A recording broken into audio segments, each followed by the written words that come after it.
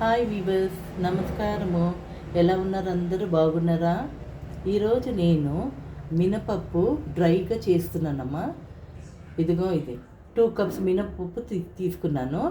ఇదిగో నానబెట్టుకున్నాను ఒక 20 నిమిషాలు. ఇదిగో ఇప్పుడు కుక్కర్ పెట్టుకున్నాను, చేశాను, పోస్తున్నానమ్మా. 3 స్పూన్స్ నూనె పోయాలి. 1 స్పూన్ జీలకర్ర వేయండి అమ్మా. 1/2 స్పూన్ ఆవాలు. ఇప్పుడు ఫ్లేమ్ స్లో చేయండి అమ్మా.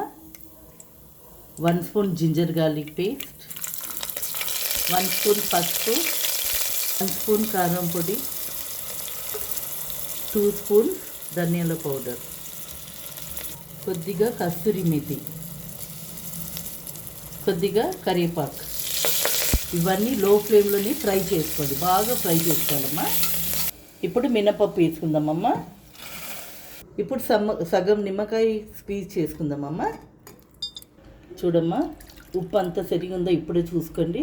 నేను ఒక 1/2 గ్లాస్ నీళ్లు పోస్తున్నానమ్మా. ఇప్పుడు మూత మూసేస్తున్నాను. ఫ్లేమ్ని హై చేసుకోండి. 3 విజిల్కి తీసేయండి అమ్మా.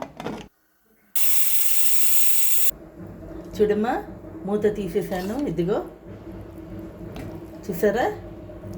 ఇందులో ఇది రొట్టెలకు, దోశలకు, పూరీలకు చాలా బాగుంటుందమ్మా. సరేనా? మీరు కూడా ఇలా చేసుకొని తినండి. నచ్చిందంటే లైక్ చేయండి, షేర్ చేయండి, సబ్స్క్రైబ్ చేయండి. Okay, bye bye.